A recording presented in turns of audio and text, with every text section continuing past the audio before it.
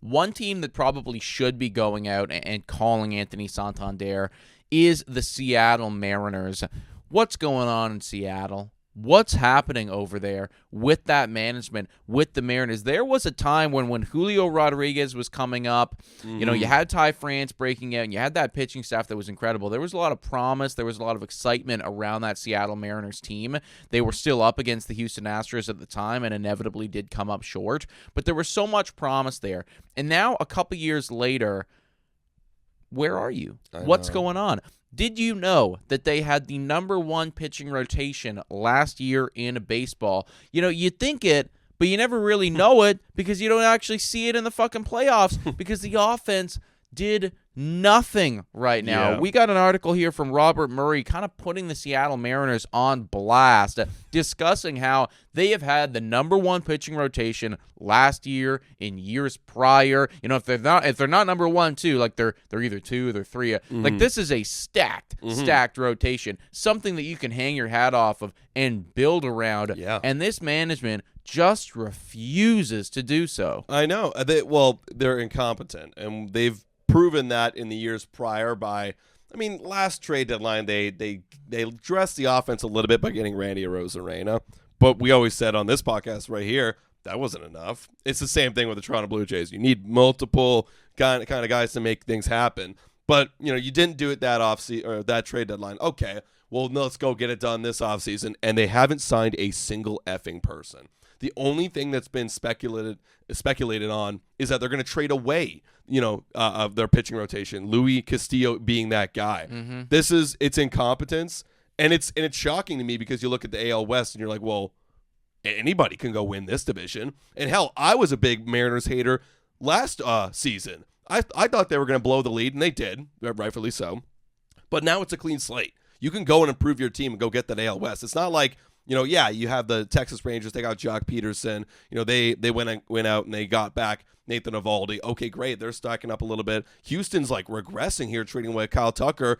Okay, let's go. Let's go. You could beat out the Texas Rangers on a good year. 100%. You have the number one pitching rotation in baseball, right? Yeah. And honestly, kind of undoubtedly, too, when you look at those guys, you look at those names, it's like, holy shit, there are zero holes in this thing. And you look at their lineup, too, it's not like it's that far off. They were 21st in runs scored last year, but you look at the lineup, Julio Rodriguez, Kyle Rowley, and Randy Arozarena is your middle of the lineup. Then you have a bunch of guys that are in this lineup that could have a good year. Mitch Haniger, J.P. Crawford, Dylan Moore, Luke Raley. These are guys that aren't scrubs, but they can go and fill out a lineup. If you add one more bat, let's say you did add Anthony Santander, solid. You start to feel a lot better about it. I personally would need to see probably two more bats in there because, just from an offensive production standpoint, last year they were pretty bad.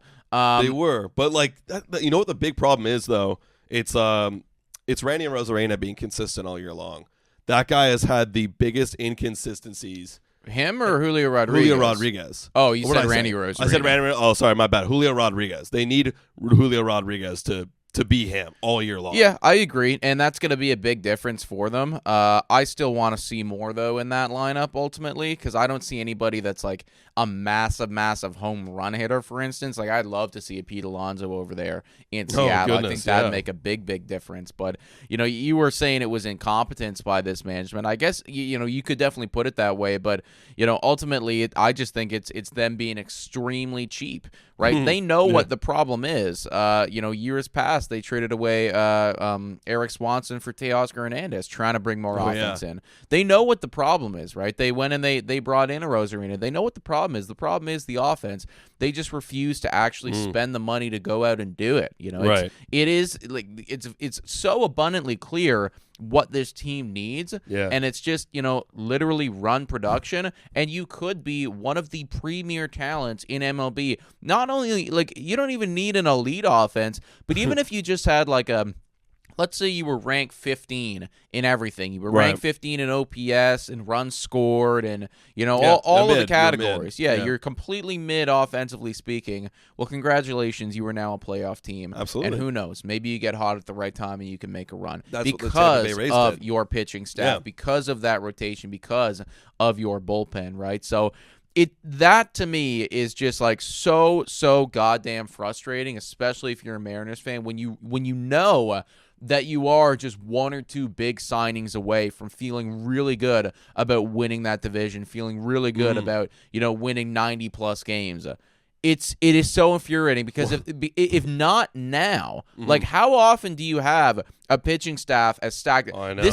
This is like a once in a generation pitching staff, unless you're the fucking LA Dodgers, you can buy it every year. But this, for a team like a Seattle Mariners, or for a team that doesn't go out and spend the money, this is like a once in a generation pitching staff that you have right now. The fact that you aren't capitalizing on it it's ridiculous. 4 of their 5 starters are homegrown talent. Like that's what makes crazy. it so consistent, right? It's crazy. And then you go and you get Luis Castillo. That's your one big signing. So like you have to capitalize. And it's not even like they don't have the money. They only spent $147 million last year. Yes. And then this year upcoming, they're projected for 142 when you consider all the arbitrations. Like you have similarly the same payroll. Can you not spend over $150 million? Can you not do that? It's frustrating because you add 1 or 2 bats. Let's say it's up to $35 million total, and you're right back into it. So they definitely need to get this offense rolling. But I'll bring this up again. They do need a lot of their guys to get going. Julio Rodriguez only had a 734 OPS. I know he was abysmal last year. Yeah, he was really bad. Like no matter what, every lineup needs a star. Like you got to have something to anchor your lineup on. And like the best guy in terms of OPS, other than Victor Robles, who only played 77 games, was Luke Raley at 783 OPS, batting 243. It's just not good enough. No, I completely agree with all of that. And I'm not going to deny that Rodriguez needs to be better. But the management's not giving this team a chance. No, because even if Julio Rodriguez, gets back to where he needs to be, and like let's assume Luke Raley keeps going and everything, and then you also have Randy Arozarena. Yeah. I mean, okay, it's okay. Yeah. But it's not. It's still not like a World Series caliber team to me. You can make this a World Series caliber team though by going out and by signing Pete Alonso, and by signing Anthony Santander, and then if you get all of those things going. Wow, yeah, you could go all the fucking way. Right. For real, you could, but the management's just not doing enough to give this team a fighting chance. I mean, I would love to see, their homegrown guys get a lot better, but got to be doing more, guys.